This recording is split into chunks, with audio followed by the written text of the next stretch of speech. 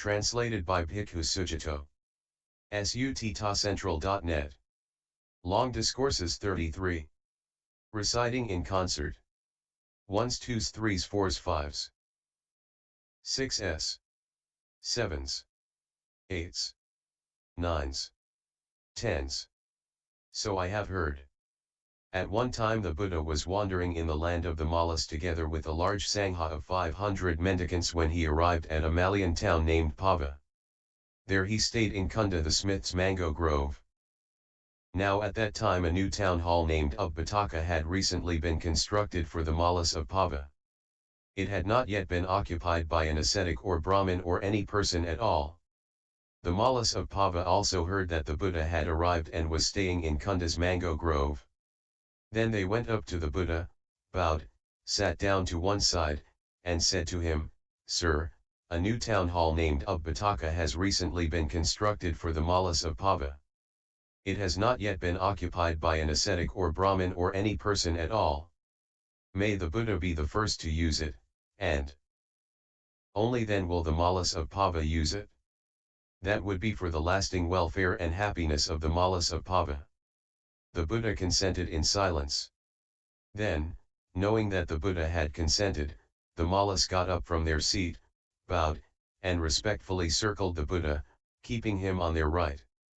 Then they went to the new town hall, where they spread carpets all over, prepared seats, set up a water jar, and placed a lamp. Then they went back to the Buddha, bowed, stood to one side, and told him of their preparations, saying, "Please, sir, come at your convenience." Then the Buddha robed up and, taking his bowl and robe, went to the new town hall together with the sangha of mendicants. Having washed his feet he entered the town hall and sat against the central column facing east. The sangha of mendicants also washed their feet, entered the town hall, and sat against the west wall facing east, with the Buddha right in front of them. The Mallas of Pava also washed their feet, entered the town hall, and sat against the east wall facing west, with the Buddha right in front of them. The Buddha spent most of the night educating, encouraging, firing up, and inspiring the Mallas with a Dhamma talk. Then he dismissed them. "The night is getting late, Vasetthas. Please go at your convenience." "Yes, sir," replied the Mallas. They got up from their seat, bowed, and respectfully circled the Buddha, keeping him on their right, before leaving. Soon after they left, the Buddha looked around the sangha of monks, who were so very silent. He addressed Venerable Sariputta, "Sariputta, the sangha of mendicants is rid of dullness and drowsiness. Give them some Dhamma talk as you feel inspired." "My back is sore, I'll stretch it." "Yes, sir," Sariputta replied. And then the Buddha spread out his outer robe folded in four and laid down in the lion's posture, on the right side, placing one foot on top of the other, mindful and aware, and focused on the time of getting up. Now at that time the Niganthanataputta had recently passed away at Pava. With his passing the Jain ascetics split, dividing into two factions, arguing, quarreling, and fighting, continually wounding each other with barbed words. "You don't understand this teaching and training." "I understand this teaching and training." "What, you understand this teaching and training? You're practicing wrong." "I'm practicing right. I stay on topic, you don't. You said last what you should have said first. You said first what you should have said last. What you've thought so much about has been disproved. Your doctrine is refuted. Go on, save your doctrine. You're trapped, get yourself out of this, if you can." You'd think there was nothing but slaughter going on among the Jain ascetics. And the Niganthanataputta's white-clothed lay disciples were disillusioned, dismayed, and disappointed in the Jain ascetics.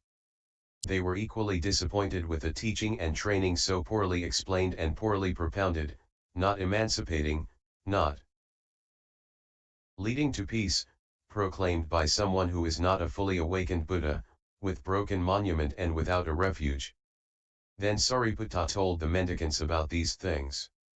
He went on to say, that's what happens, reverends, when a teaching and training is poorly explained and poorly propounded, not emancipating, not leading to peace, proclaimed by someone who is not a fully awakened Buddha.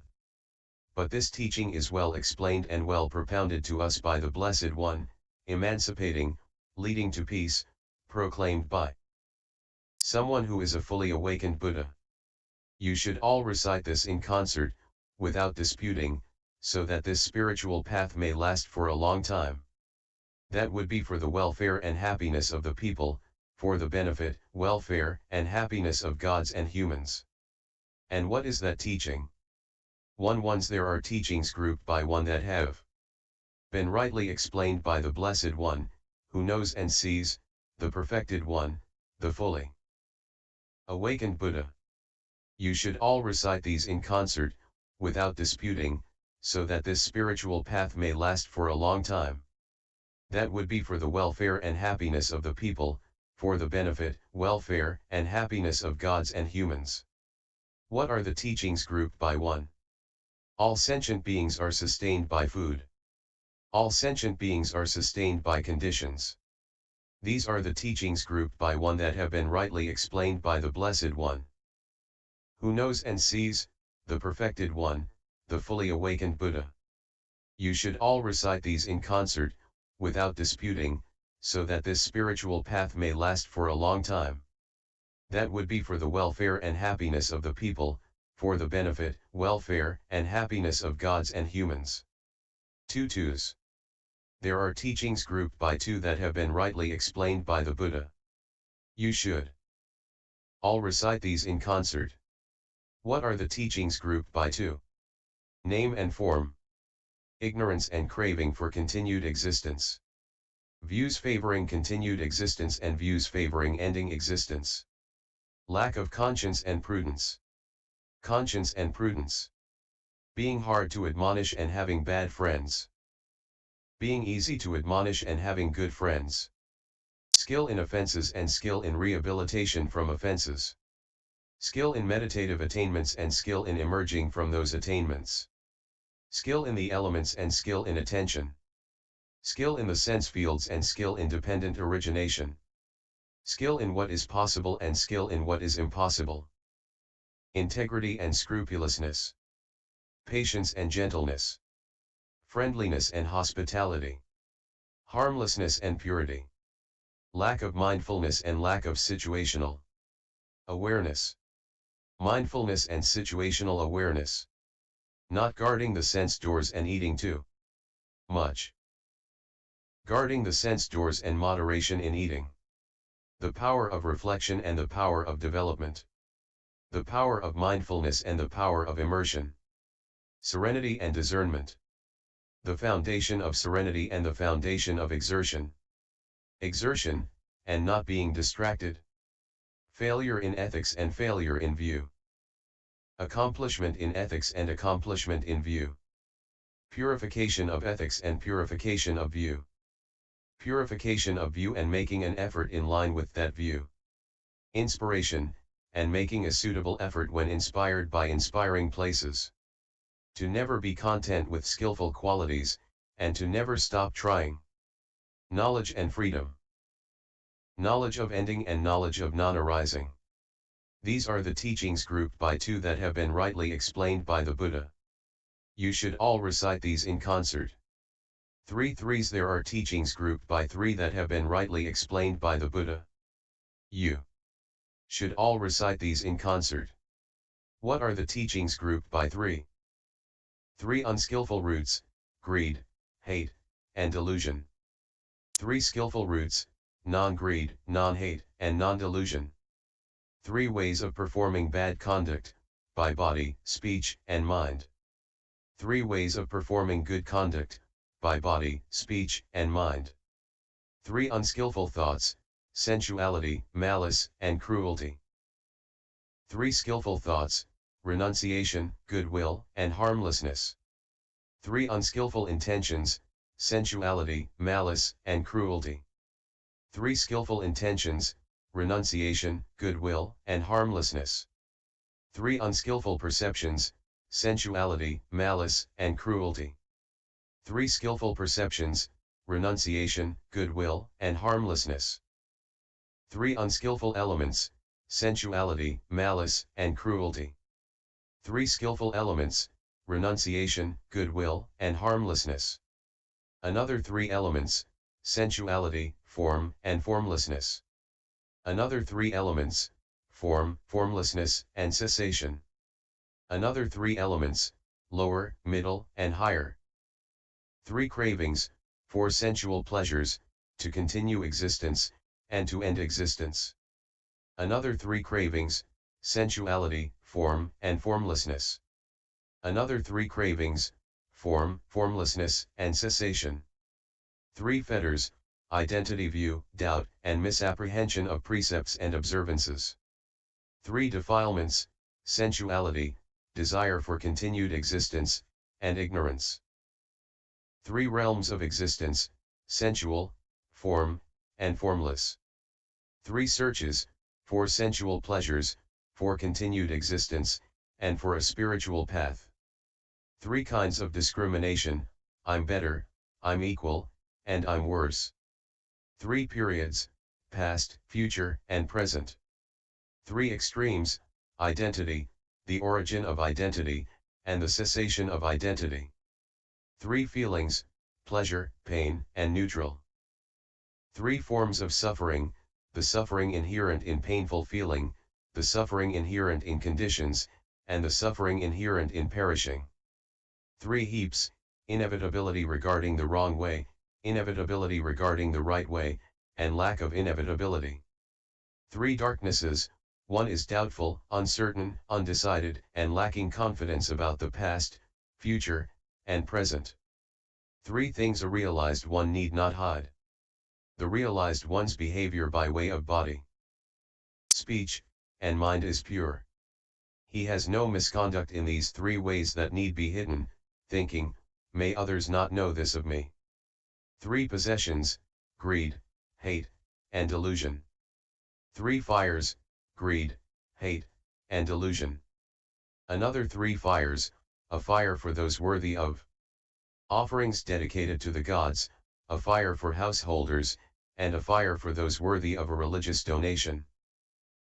A threefold classification of the physical, visible and resistant, invisible and resistant, and invisible and non-resistant. 3 choices, good choices, bad choices, and imperturbable choices. 3 individuals, a trainee, an adept, and one who is neither a trainee nor an adept. 3 seniors, a senior by birth, a senior in the teaching, and a senior by convention. 3 grounds for making merit, giving, ethical conduct, and meditation. 3 grounds for accusations, what is seen, heard, and suspected.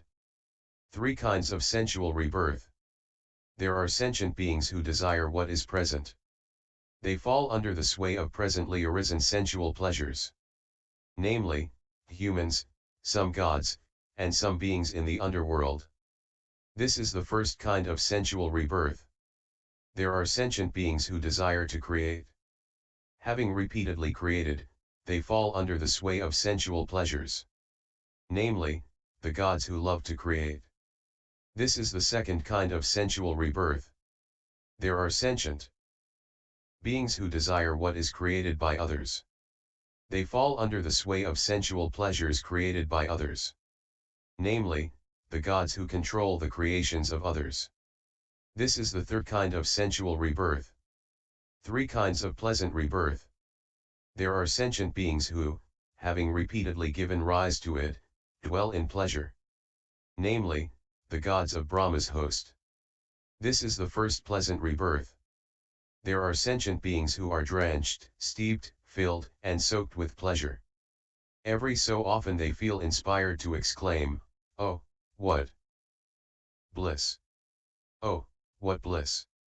Namely, the gods of streaming radiance. This is the second pleasant rebirth. There are sentient beings who are drenched, steeped, filled, and soaked with pleasure. Since they're truly content, they experience pleasure. Namely, the gods replete with glory. This is the third pleasant rebirth.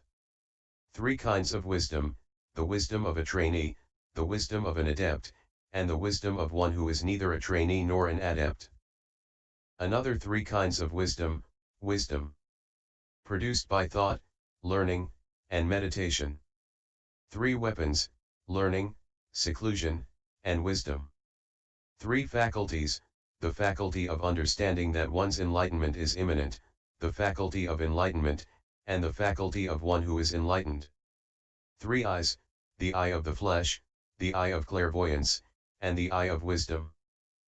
3 trainings, in higher ethics, higher mind, and higher wisdom. 3 kinds of development, the development of physical endurance, the development of the mind, and the development of wisdom. 3 unsurpassable things, unsurpassable seeing, practice, and freedom. 3 kinds of immersion. Immersion with placing the mind and keeping it connected. Immersion without placing the mind, but just keeping it connected. Immersion without placing the mind or keeping it connected. Another 3 kinds of immersion, emptiness, signless, and indirect. 3 purities, purity of body, speech, and mind. 3 kinds of sagacity, sagacity of body, speech, and mind. 3 skills, skill in progress, skill in regress, and skill in means.